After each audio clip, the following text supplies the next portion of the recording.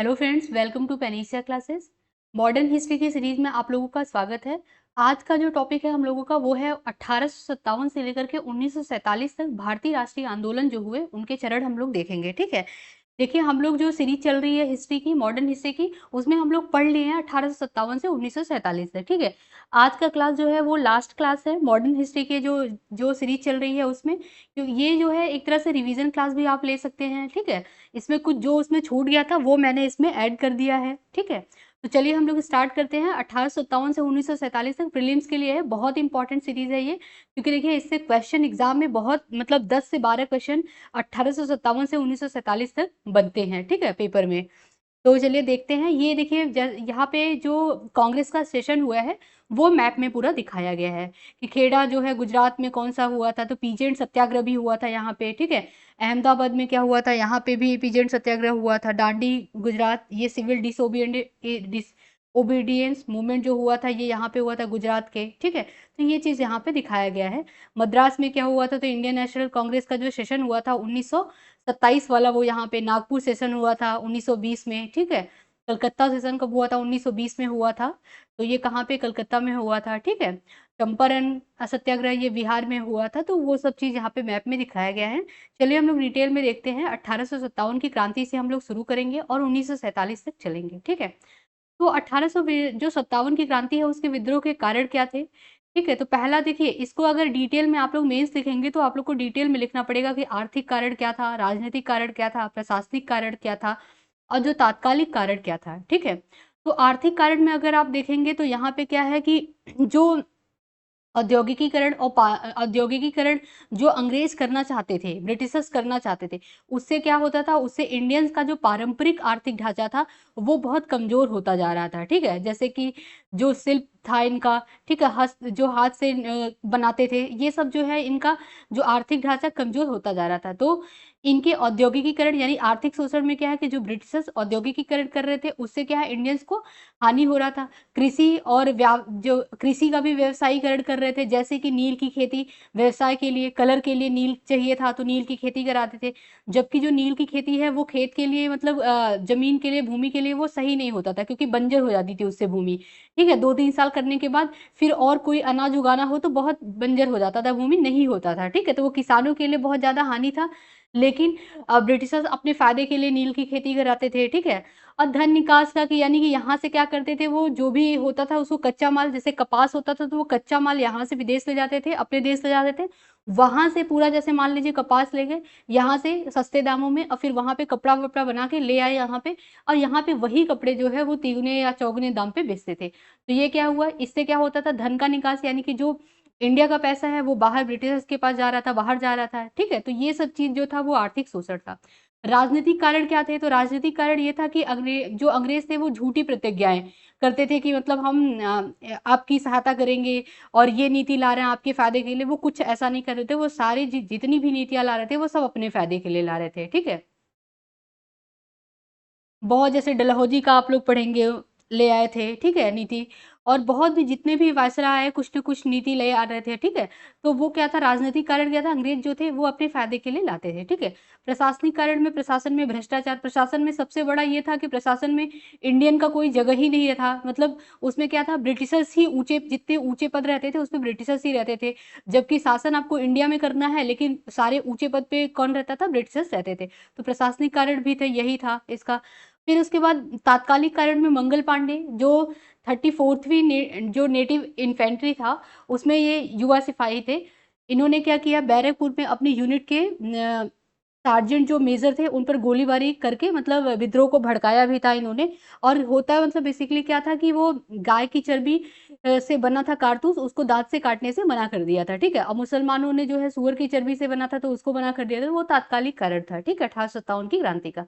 अब जो प्रीलिम्स के लिए वो इम्पोर्टेंट है, वो ये इम्पोर्टेंट है, पूछ लेता है कि 1857 की क्रांति में दिल्ली से कौन नायक थे, यानी कि दिल्ली से कौन लीडरशिप कर रहे थे। तो बहादुर शाह जफर दिल्ली से लीडरशिप कर रहे थे। ठीक है, इस टाइम ब्रिटिश नेतृत्व कौन कर रहे थे दिल्ली से, तो वो थे निकलसन एवं हडसन कर रहे थे। ठीक है, कानपुर से अगर पूछता है कि कौन लीडरशिप कर रहा था तो वो नाना साहेब और तात्या टोपे थे। लखनऊ से बेगम हजरत महल और झांसी से रानी लक्ष्मीबाई। ठीक है, रानी लक्ष्मीबाई थी यहाँ से कर रही थी झांसी से, उस टाइम ब्रिटिश नेतृत्व यूरोज कर रहा था, ठीक है। तो ये चीज़ है बेगम हजरत महल, और अगर ब्रिटेन का देखें ब्रिटिश नेतृत्व वो हेनरी लॉरेंस कर रहे थे और कैम्पबेल, ठीक है। तो ये प्रीलिम्स के लिए इंपॉर्टेंट है, इसको आप लोग याद कर लीजिएगा। अब आता है जो भारतीय राष्ट्रीय आंदोलन हुआ, ये हम लोगों ने पिछले क्लास में भी पढ़ा है कि आंदोलन 3 चरण में हुआ, ठीक है। तो 3 चरण यानी कि पहला चरण जब कांग्रेस की स्थापना होती है 1885, ठीक है। तो 1885 से लेकर के 1905 का जो चरण है, इसको पहला चरण बोलते हैं, ठीक है। फिर जब दूसरा चरण आएगा तो वो 1905 से लेकर के 1911 तक का चरण आता है, वो 1911 तक का ये आ जाता है, या 1919 भी मान लीजिए इसको। फिर 1919 से लेकर के आप देखिएगा तो 1920 या 19 से लेकर के 1947 तक का जो चरण रहता है वो तीसरा चरण रहता है, ठीक है। तो ये 1905 से 1947 तक का अगर आप देखेंगे तो इसे गांधी युग के नाम से भी ये जाना जाता है। तो ये 3 चरण में इसको राष्ट्रीय आंदोलन को बांट दिया गया है, इसे 3 चरण में हम लोग आगे पढ़ेंगे, ठीक है। तो पहला जो चरण रहता है वो 1885 से 1905। इसमें क्या होता है, इस चरण में कांग्रेस के मतलब जो भारतीय राष्ट्रीय आंदोलन होता है उसमें नेतृत्व कौन कौन करते हैं, तो दादा भाई नौरोजी रहते हैं, गोपाल कृष्ण गोखले और अन्य जो महत्वपूर्ण नेता रहते हैं वो इन्होंने भूमिका निभाई, ठीक है। इनका जो प्राथमिक लक्ष्य क्या था, जो प्रथम चरण था 1885 से 1905, इसमें जो राष्ट्रीय आंदोलन का प्राथमिक लक्ष्य ये था कि ब्रिटिश भारत के भीतर क्या करना है, डोमिनियन स्टेट प्राप्त करना है। तो डोमिनियन स्टेटस प्राप्त करना ये इनका मुख्य उद्देश्य था, ठीक है। कि इसका प्रथम चरण में 1885 से 1905 के बीच में ये बात की जा रही है। फिर उसके बाद क्या होता है, अब इसमें भी मुख्य विशेषताएं अगर देखेंगे तो 1885 में क्या होता है, इंडियन नेशनल कांग्रेस का गठन होता है, ठीक है। तो ये सब चीज़ है, ये तो आप लोगों को ये मैंने पूरा डिटेल में पढ़ा दिया है, तो इतना हम लोग डिटेल में नहीं चलेंगे, जो वहाँ पे छूटा है वो यहाँ पे मैं पढ़ा दूंगी, ठीक है। फिर उसके बाद आता है, देखिए अब ये जो है 1900 अगर आप अगर देखिएगा कि ये दादा भाई नौरोजी, गोपाल कृष्ण गोखले, तो ये लोग उदारवादी नेता रहते हैं, ठीक है। तो ये जो मध्यम चरण है यानी कि 1885 से 1905 का ये पहला चरण भी इसको बोलते हैं, इसको जो है उदारवादी चरण भी बोलते हैं, ठीक है। उदारवादियों का था ये पूरा 1885 से 1905 तक। अब 1905 के बाद 1911 तक आएंगे आप तो उग्रवादी आते हैं, ठीक है। 1905 से 1911 या 1919 ले लीजिए। इसमें इस चरण के जो नेतृत्व कर रहे थे वो बाल गंगाधर तिलक थे, विपिन चंद्र पाल थे, मतलब लाल बाल पाल तीनों लोग थे, लाला लाजपत राय, ये तीनों लोग थे, और बाल गंगाधर तिलक, ये लोग उग्रवादी में आएंगे, ठीक है। इनका क्या उद्देश्य था, इनका ये उद्देश्य था कि डोमिनियन स्टेटस से काम नहीं चलेगा, इनको पूरा स्वराज चाहिए था, यानी कि इनको पूर्ण स्वशासन, पूरी आजादी चाहिए थी। तो आप अगर देखेंगे तो जो यहाँ पे देखिएगा उदारवादी जो थे उनको डोमिनियन स्टेटस चाहिए था, ठीक है। जो उग्रवादी थे उनको डोमिनियन स्टेटस से कोई मतलब नहीं था, उनको पूर्ण स्वशासन चाहिए था, ठीक है। तो उनको पूरी आजादी चाहिए थी, ठीक। तो ये चीज है उग्रवादी। फिर इसमें प्रमुख विशेषता क्या होता है, 1905 में बंगाल विभाजन, ठीक है, लॉर्ड कर्जन के टाइम। इसमें बड़े पैमाने पे क्या होता है, बहिष्कार होता है, विरोध होता है। फिर 1911 में क्या होता है, दिल्ली समझौता आप लोगों ने पढ़ा था, उसके तहत क्या होता है कि जो 1905 बंगाल विभाजन किया गया रहता है उसको रद्द किया जाता है, ठीक है, 1911 में, ठीक। तो ये चीज यहाँ पे है। फिर उसके बाद आता है यहाँ पे गांधीवादी चरण, ठीक है। गांधीवादी चरण जो रहता है वो 1919 से लेकर के 1947 तक रहता है, ठीक है। इसमें जितने भी सत्याग्रह हुए वो पूरा एक जगह यहाँ पे कर दिया गया, किसान आंदोलन हुआ, ठीक है, मील आंदोलन हुआ, तो ये सब यहाँ पे है, ठीक। मील यानी कि मजदूर आंदोलन जो जो हुआ। तो इसमें जो प्रमुख विशेषताएं थी वो असहयोग आंदोलन था 1920 से 1922 तक, सविनय अवज्ञा आंदोलन था 1930 से 34 तक, भारत छोड़ो आंदोलन था 1942 में। ये प्रमुख जो थे अभियान थे या आंदोलन थे, ठीक है। इसमें और भी डिटेल में अगर आप अभी देखिए, डिटेल में यहाँ पे है पूरा, ये है देखिए 1857 से पूरा चलेगा जब, तो डिटेल में हम लोग पढ़ेंगे कि 1919 के बाद जो जो हुआ, देखिए चंपारण होता है, होम रूल लीग होता है, कामागाटा मारू हादसा होता है, तो ये सब पूरा डिटेल में हम लोग पढ़ेंगे जो कि प्रीलिम्स के लिए बहुत इंपॉर्टेंट है, ठीक है। तो देखिए यहाँ पे 1857 से 1947 तक अगर देखिए भारतीय राष्ट्रीय आंदोलन की सूची, तो उसमें क्या होता है कि पहले 1857 का विद्रोह जो कि सिपाही विद्रोह भी कहा जाता है, ये 1857 में हुआ, ठीक है। अब इंडियन नेशनल कांग्रेस का जो गठन होता है वो 1885 में होता है। बंगाल विभाजन कब होता है, ये 1905 में होता है। इसे स्वदेशी आंदोलन भी कहा जाता है, ठीक है, ये बहुत इंपॉर्टेंट है, स्वदेशी आंदोलन। 1905 में जो बंगाल विभाजन, उसे स्वदेशी आंदोलन भी कहा जाता है। मुस्लिम लीग का गठन कब हुआ, 1906 में हुआ। गदर पार्टी आंदोलन कब हुआ, 1914 में हुआ।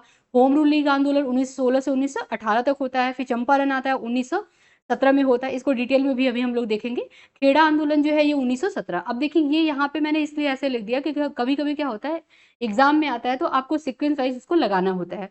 आपको जैसे दे देगा होम रूल लीग, गदर और मुस्लिम लीग, ठीक है, चंपारण। इसको क्या करना होगा, आपको सीक्वेंस वाइज लगाना होगा कि पहले कौन सी घटना हुई, फिर उसके बाद कौन सी हुई, फिर उसके बाद, तो ऐसे लगाना होगा, ठीक है। इसलिए यहाँ पे दे दिया गया है सीक्वेंस वाइज, ठीक है। इसके बारे में डिटेल में अभी हम लोग पढ़ेंगे नेक्स्ट स्लाइड में, ठीक। अब देखिए यहाँ पे क्या है, अहमदाबाद मील हड़ताल ये 1918 में होता है। रोलेट एक्ट कब आता है, 1919 में आता है। फिर इसी के विरोध में खिलाफत या सहयोग आंदोलन आता है 1920 में, ठीक है। फिर सविनय आंदोलन होता है 1930 में। व्यक्तिगत सत्याग्रह गांधी जी स्टार्ट करते हैं 1940 में, ये जो है क्रिप्स मिशन के विरोध में चालू करते हैं। फिर भारत छोड़ो आंदोलन आता है 1942 में, ठीक है। ये सब हम लोग डिटेल में पढ़ चुके हैं, एक बार हम लोग आज रिवाइज कर लेंगे, ठीक है। अब देखिए यहाँ पे संक्षेप में दिया गया है भारतीय राष्ट्रीय का आंदोलन के बारे में। तो अब देखिए डिटेल में हम लोग पढ़ लेते हैं। तो 1857 का विद्रोह हम लोगों ने पढ़ लिया, ठीक है। बंगाल विभाजन देख लेते हैं। तो 1905 में हुआ बंगाल विभाजन। बंगाल विभाजन पे विरोध किया गया, इसे स्वदेशी आंदोलन या राष्ट्रवाद का जन्म भी कहा जाता है, ठीक है। फिर उसके बाद यहाँ पे जैसे स्वदेशी आंदोलन 1905, ठीक है। इसमें होता क्या है, अब देखिए इसी के विरोध में, बंगाल विभाजन के विरोध में स्वदेशी आंदोलन स्टार्ट होता है 1905 में। तो जो ब्रिटिश वस्तुओं का बहिष्कार किया जाता है, इसमें भारतीय निर्मित उत्पादों को बढ़ावा दिया जाता है, ठीक है। प्रमुख हस्तियां इसमें कौन कौन सी थी, मतलब फेमस लोग कौन कौन से थे, तो वो थे दादा भाई नौरोजी, बाल गंगाधर तिलक और गोपाल कृष्ण गोखले। ये लोग थे स्वदेशी आंदोलन में, यानी बंगाल विभाजन के विरोध में, ठीक है। परिणाम क्या होता है, भारतीय कुटीर उद्योग को बढ़ावा मिलता है। क्यों, क्योंकि देखिए अगर ब्रिटिश वस्तुओं का बहिष्कार करेंगे, अपने जो अपनी इकोनॉमी को बढ़ावा देने के लिए अपने जो भारतीय द्वारा निर्मित उत्पादों को बढ़ावा देंगे, तो जो कुटीर उद्योग है उसका पुनरुद्धार होगा, ठीक है, राष्ट्रवाद का उदय हुआ, ठीक। नेक्स्ट आता है अखिल भारतीय मुस्लिम लीग का गठन। तो अखिल भारतीय मुस्लिम लीग का गठन होता है 1906 में। उद्देश्य क्या रहता है, किस लिए वो मुस्लिम लीग का गठन होता है, तो ये होता है भारतीय मुसलमानों के राजनीतिक अधिकारों का प्रतिनिधित्व करना, ठीक है। तो इसीलिए ये जो है 1906 में स्थापना होता है मुस्लिम लीग का। प्रमुख हस्तियां इसमें आगा खां, मोहम्मद अली जिन्ना, ये लोग रहते हैं, ठीक है। परिणाम क्या होता है, मुसलमानों के लिए अलग निर्वाचन क्षेत्रों का की वकालत इसमें की जाती है। मतलब ये इसका जो है इससे बेनिफिट होता है, जो 1906 में मुस्लिम लीग का गठन होता है इससे, ठीक है। नेक्स्ट आता है सूरत विभाजन, ये 1907 में होता है। सूरत विभाजन भारतीय राष्ट्रीय कांग्रेस के भीतर नरमपंथी और उग्रवादी के बीच में मतभेद हो जाता है, ठीक है। यही नरमपंथी और उग्रवादी, यानी कि देखिए उदारवादी और उग्रवादी के बीच में मतभेद जो उत्पन्न होता है वो होता है सूरत विभाजन। सूरत सेशन होता है 1907 में कांग्रेस का, उसी में होता है, ठीक है। फिर आगे अभी आप चल के पढ़ेंगे, जब 1916 का पढ़ेंगे लखनऊ सेशन, उसमें क्या होता है उग्रवादी उदारवादी मिल जाते हैं, ठीक है। तो अभी आगे हम लोग देखेंगे। फिर उसके बाद इसमें क्या होता है, इसमें उदारवादी उग्रवादी, इसका परिणाम यही निकल के आता है कि 2 गुट बढ़ जाता है, ठीक है। फिर मौलवी मिंटो सुधार आता है, भारतीय परिषद अधिनियम 1909 इसको बोलते हैं, ठीक है। तो ये 1909 में आता है। उद्देश्य क्या रहता है, विधान परिषद यानी कि जो लेजिस्लेटिव काउंसिल है उसमें भारतीयों के लिए सीमित निर्वाचित प्रतिनिधित्व की सुरक्षा करना, ठीक है। तो यानी कि सीमित रहेगा, लिमिटेड फ्रेंचाइजी रहेगा। ये किसके लिए था, तो 1909 में आया था, ये विधान परिषद के लिए था, ठीक है। विधान परिषद यानी कि लेजिस्लेटिव काउंसिल के लिए। अब इसका परिणाम निकल के ये आता है कि मुसलमानों के लिए सांप्रदायिक प्रतिनिधित्व का जो है अलग से कर दिया जाता है 1909 में, ये पूछ लेता है। फिर 1919 में जब आप आएंगे तो सिखों के लिए, एंग्लो इंडियन के लिए कर दिया जाता है। और 1935 यानी सबसे लास्ट में जो है वो दलित और महिलाओं के लिए किया जाता है सांप्रदायिक प्रतिनिधित्व, ठीक है, अलग निर्वाचन क्षेत्र ये किया जाता है। फिर आता है गदर पार्टी। गदर पार्टी की स्थापना 1913 में होती है। इसका उद्देश्य क्या रहता है, ब्रिटिश औपनिवेशिक शासक को उखाड़ फेंकना, ठीक है, स्वराज यानी कि अपने देश को आजाद कराना। और इसमें प्रमुख व्यक्ति रहते हैं लाला हरदयाल रहते हैं, सॉरी लाला लाजपत राय नहीं, लाला हरदयाल रहते हैं, भगवान सिंह रहते हैं और तारक नाथ दास, 3 लोग रहते हैं, ठीक है, गदर पार्टी में, ठीक। लाला हरदयाल, भगवान सिंह और तारक नाथ। परिणाम क्या निकल के आता है, गदर समाचार पत्र के माध्यम से ब्रिटिश शासन के विरुद्ध जो है वो प्रचार किया जाने लगता है। गदर पार्टी आंदोलन के परिणाम स्वरूप ये होता है, ठीक है। नेक्स्ट आता है कामागट्टा मारू इंसिडेंस होता है, ये 1914 में होता है, ठीक है। भारतीयों का जो कनाडा में अप्रवासन, यानी कि देखिए जो भारतीय हैं वो एक पूरा जहाज भर करके उसमें रहते हैं, 134 लोग रहते हैं लगभग, उससे ज्यादा ही रहते हैं। वो लोग क्या करते हैं, जाते हैं मतलब काम के लिए जाते हैं कि यहाँ पे वहां पे जाएंगे, अच्छे से काम करेंगे, जिंदगी अच्छा बिताएंगे, ठीक है। तो ये लोग जाते हैं, लेकिन कनाडा पे वो जहाज उतरने से पहले ही कनाडा वापस कर देता है, ठीक है। तो कनाडा की सरकार वापस कर देती है। तो ये चीज है, कामागट्टा मारू इंसिडेंस यही होता है। परिणाम स्वरूप क्या होता है, जहाज की भारत वापसी आ जाती है, भारतीय और कनाडाई लोगों के बीच में तनाव बढ़ जाता है, ठीक है। फिर आता है होम रूल लीग आंदोलन, आता है 1916 से 1918, ठीक है। होम रूल लीग जो है 2 लोग स्टार्ट करते हैं, एक रहती है एनी बेसेंट का लीग आता है, एक आता है बाल गंगाधर तिलक, ये भी हम लोग डिटेल में देख लिए थे, ठीक है। तो जो बाल गंगाधर तिलक का रहता है ये अप्रैल में शुरू होता है, एनी बेसेंट का जो लीग रहता है वो सितंबर 1916 में शुरू होता है, ठीक है। और होता क्या है कि जो पूरे इंडिया में एनी बेसेंट की लीग फैली रहती है, ठीक है, और इनका जो है कुछ जगह पे रहता है बाल गंगाधर तिलक का, ठीक। इसमें होता क्या, परिणाम क्या निकल के आता है, कांग्रेस के भीतर नरमपंथी और गरमपंथी गुटों का एकीकरण होता है, ठीक है। अभी वही जो लखनऊ सेशन होता है 1916 में, उसी में एकीकरण होता है, इसका नरमपंथी और गरमपंथी मिल जाते हैं, ठीक है। फिर नेक्स्ट आता है चंपारण सत्याग्रह, गांधी जी का ये पहला सत्याग्रह रहता है। इसमें क्या होता है कि देखिए 1917 में ये चंपारण सत्याग्रह स्टार्ट करना पड़ता है गांधी जी को। होता क्या है कि बिहार में है एक जगह चंपारण, वहां पे जबरन नील की खेती का मतलब विरोध, यानी कि ब्रिटिशर्स क्या थे कि कहते थे, जर्मनी में उस टाइम रंग का यानी कलर का आविष्कार हो गया था, ठीक है। तो फिर नील की खेती करने से किसानों को इतना फायदा नहीं हो रहा था और उनकी भूमि जो है वो भी बंजर होती जा रही थी। तो ब्रिटिशर्स उनकी कमजोरी का फायदा उठाकर क्या किया है कि जबरन जो है नील की खेती करा रहे थे, ठीक है, और उस पर टैक्स भी लेते थे अच्छा खासा। तो फिर क्या होता है कि यहाँ पे महात्मा गांधी, राजकुमार शुक्ल जी रहते हैं, वो जाते हैं महात्मा गांधी को बुलाने कि आप चलिए, आप मतलब नेतृत्व करिए चंपारण सत्याग्रह का। तो फिर ये आते हैं बिहार, और उसके बाद ये सत्याग्रह जो है सफल रहता है, ये गांधी जी का पहला सत्याग्रह रहता है चंपारण। तो 1917 इसका डेट याद कर लीजिएगा, ठीक है। इसके परिणाम स्वरूप निकलता क्या है कि चंपारण कृषि अधिनियम लागू हो जाता है 1918 में, ठीक है। फिर उसके बाद असहयोग आंदोलन आता है, ये भी गांधी जी का रहता है, 1920 से 1922 तक ये चलता है। अब ये किसके विरोध में आता है, तो हम लोग पढ़े थे अभी लास्ट लेक्चर में कि असहयोग आंदोलन जो है ये जो होता है, जलियांवाला बाग हत्याकांड होता है 1919 में, 13 अप्रैल 1919 में, ठीक है। तो उसी के विरोध में जो है ये स्टार्ट होता है, ठीक है, 1919, उसी के विरोध में असहयोग आंदोलन 1920 से 22 तक 2 साल चलता है, ठीक है। अब यही है यहाँ पे लिखा गया, अहिंसक प्रतिरोध और ब्रिटिश शासन के साथ जो है असहयोग, इसके मतलब ये उद्देश्य इसका रहता है, ठीक। इसमें प्रमुख हस्तियां कौन कौन सी रहती हैं, तो महात्मा गांधी जी रहते हैं, राजेंद्र प्रसाद, सरदार पटेल, ये लोग रहते हैं, ठीक। फिर मोपला विद्रोह आता है 1921 में, मोपला विद्रोह आता है। इसमें क्या होता है कि जमींदारों और ब्रिटिश शासन के खिलाफ ये विद्रोह किया जाता है 1921 में, मोपला विद्रोह, ठीक। इसके परिणाम स्वरूप क्या होता है, विद्रोह के बाद मुस्लिम सुधार आंदोलन होता है, ठीक। और उसके बाद आता है यहाँ पे बारडोली सत्याग्रह, ये 1928 में आता है। इसमें क्या किया जाता है, इसमें अनुचित करों का विरोध करना। इसमें प्रमुख व्यक्ति थे सरदार वल्लभ भाई पटेल, ठीक। इसमें आता है क्या, जबरदस्त जो मतलब जब्त की गई, मतलब जबरदस्ती जो भूमि को जब्त कर लिया गया था उसको वापस वापस लेना, और जो कर है टैक्स देते थे किसान, उसमें क्या है कमी करना। ये चीज था बारडोली सत्याग्रह से 1928 में आया था। फिर उसके बाद आता है, देखिए ये पहले आएगा साइमन कमीशन, फिर उसके बाद बारडोली सत्याग्रह। तो साइमन कमीशन 1927 में आता है, भारतीय मतलब जो संवैधानिक व्यवस्था थी उसकी समीक्षा करने के लिए 1927 में आता है। एक्चुअली ये आना था 1929 में, 1919 के 10 साल बाद 1929 में, लेकिन ये 2 साल पहले ही आ जाता है, ठीक है। तो यही है साइमन कमीशन। फिर इसका बड़े लेवल पे विरोध होता है, क्योंकि इसमें सारे मतलब जो मेंबर रहते हैं वो भारतीय संवैधानिक व्यवस्था की जांच करने आते हैं, लेकिन सारे ब्रिटिशर्स ही रहते हैं। तो ये चीज इसमें रहता है, ठीक। फिर उसके बाद आता है, देखिए यहाँ पे लिखा भी गया, परिणाम स्वरूप क्या होता है, भारतीय प्रतिनिधित्व के अभाव के कारण इसका विरोध किया जाता है। फिर सविनय अवज्ञा आंदोलन आता है 1930 से 1934 तक चलता है। अब सविनय अवज्ञा आंदोलन क्या रहता है, उसके पहले आप या मतलब यहाँ पे क्रिप्स मिशन रहना चाहिए। क्रिप्स मिशन रहता है, क्रिप्स मिशन में क्या होता है, गांधी जी क्या कहते हैं, 11 सूत्री इनका मांग रहता है, 11 ठो, कि ये आप मांग पूरा कर देंगे तो हम सविनय अवज्ञा आंदोलन स्टार्ट नहीं करेंगे, अदरवाइज हम इसको शुरू कर देंगे, ठीक है। तो उस टाइम क्रिप्स रहते हैं, वायसराय, उनका कोई जवाब नहीं आता है, वो इग्नोर कर देते हैं। फिर उसके बाद क्या होता है, अप्रैल 1930 में मार्च 12 मार्च 1930, यहाँ पे लिखा नहीं है, 12 मार्च होगा, ठीक है। तो 12 मार्च 1930 को ये सत्याग्रह स्टार्ट होता है, नमक सत्याग्रह भी इसको कहते हैं, और ये अप्रैल 1930 तक चलता है, ठीक है। अब देखिए यहाँ पे होता गया, नमक कर और अन्य ब्रिटिश नीतियों का विरोध किया जाता है। इसमें प्रमुख हस्तियां इसमें थी महात्मा गांधी, सरोजनी नायडू, श्री राजगोपालाचारी, ये लोग थे, ठीक है। और इसके परिणाम स्वरूप क्या निकलता है, राजनीतिक जागरूकता बढ़ी और बातचीत हुई, मतलब लोगों के बीच में आम जन भी जानने लगे, बहुत ज्यादा जागरूक हो गए। तो ये चीज था सविनय अवज्ञा आंदोलन। फिर आता है भारतीय सरकार, मतलब भारत सरकार ने 1935, गवर्नमेंट ऑफ इंडिया एक्ट 1935, 1935 में आता है। उद्देश्य क्या रहता है, जो प्रांतीय स्वायत्त और संघीय ढांचे का परिचय दिया जाता है।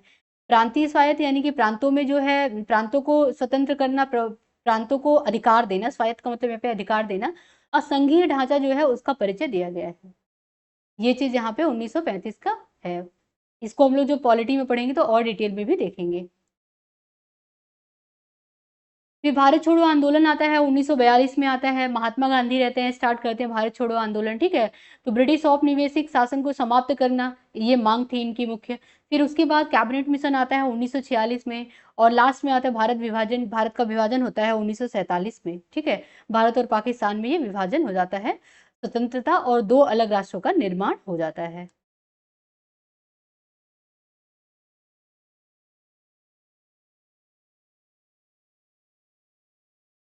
अब यहाँ पे कुछ फेमस पर्सनालिटी जैसे दादा भाई नौरोजी हैं, दिनसा वाचा हैं, विलियम बेडरबन है, तो इसके बारे में कुछ जैसे ये सब हम लोग डिटेल में पढ़े थे जब दादा भाई नौरोजी के बारे में पढ़े थे, तो उनको क्या कहा जाता है, तो ये सब हम लोगों ने पढ़ लिया, तो यहाँ पे इतना उसको नहीं पढ़ेंगे, ठीक है।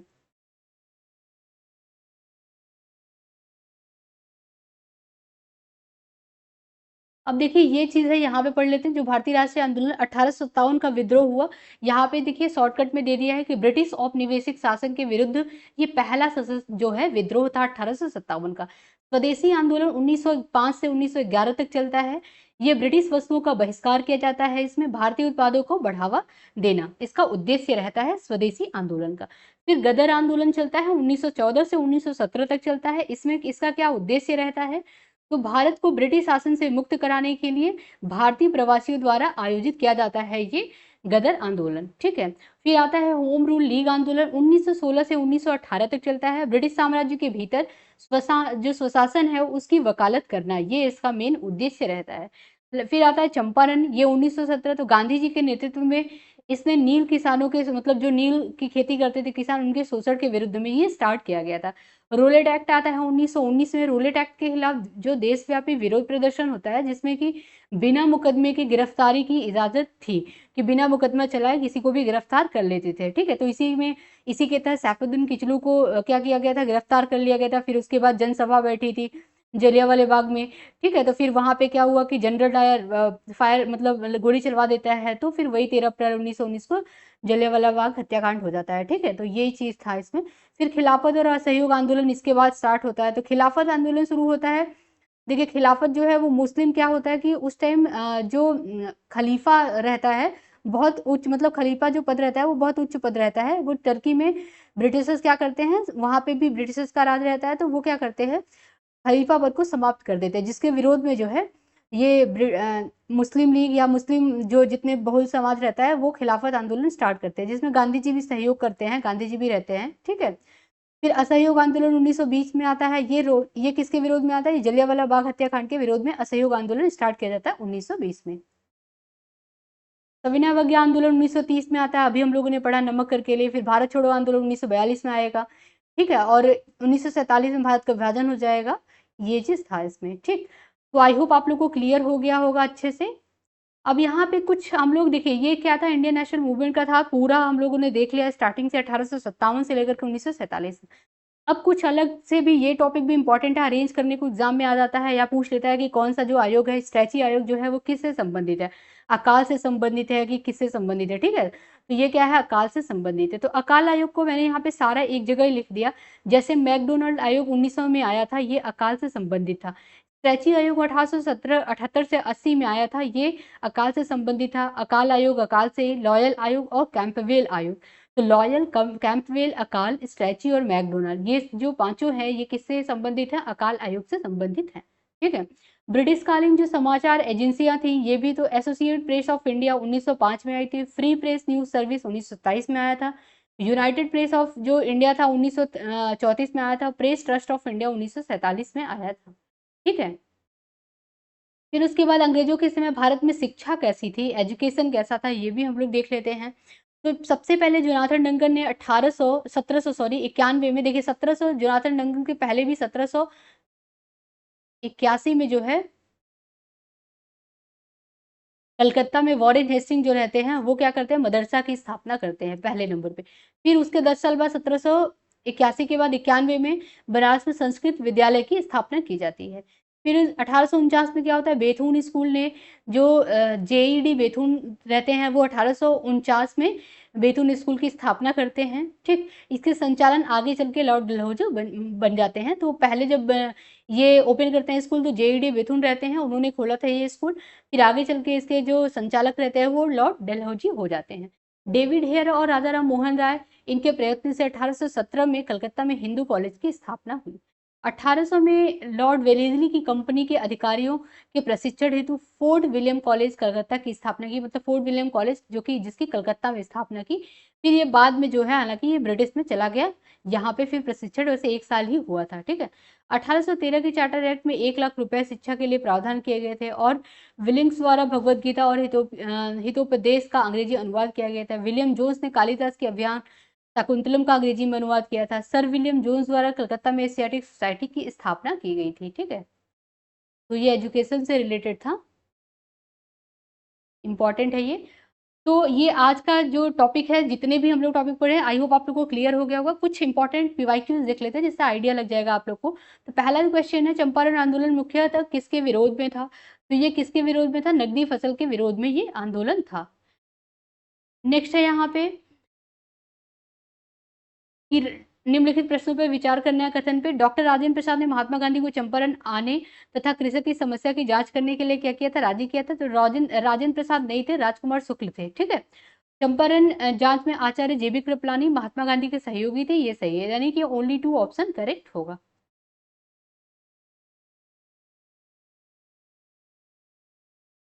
नेक्स्ट है, चंपारण आंदोलन से कौन संबंधित नहीं है? तो जयप्रकाश नारायण, ये सोशलिस्ट जो पार्टी बनी थी उससे संबंधित है, चंपारण से नहीं है। ठीक है, नेक्स्ट है, स्वराज पार्टी के संस्थापक कौन थे? तो वो थे CR Das and Chittaranjan Das और मोतीलाल नेहरू, 2 लोग थे स्वराज पार्टी के संस्थापक। ठीक है, नेक्स्ट है, ट्रेड यूनियन आंदोलन के क्रांतिकारी चरण का जो समय था वो कब से कब तक था? तो वो था 1926 से 1939 तक का था। ठीक है, और ये लास्ट है क्वेश्चन, निम्नलिखित में से कौन 1929 के अखिल भारतीय ट्रेड यूनियन कांग्रेस के अध्यक्ष थे? तो अखिल भारतीय ट्रेड यूनियन के कांग्रेस के अध्यक्ष कौन थे? ये जवाहरलाल नेहरू जी थे। ठीक है, तो आई होप आप लोग को क्लियर हो गया होगा। कोई भी डाउट हो तो प्लीज कमेंट बॉक्स में कमेंट कीजिएगा। अगर आप लोग को ये पसंद आ रहा है सीरीज, ये आज का लास्ट लेक्चर था मॉडर्न हिस्ट्री का, पूरा सीरीज पढ़ा हुआ है, अगर आपने नहीं देखा है तो जा करके देख लीजिएगा। और अगर कोई भी आपको सजेशन देना हो तो प्लीज़ कमेंट बॉक्स में सजेशन दे दीजिएगा। और अगर अब पसंद आ रही है ये सीरीज तो आप चैनल को लाइक एंड सब्सक्राइब करना ना भूलिएगा। आज हम लोग यहीं तक रखते हैं, फिर नेक्स्ट लेक्चर में मिलूंगी, तब तक के लिए धन्यवाद।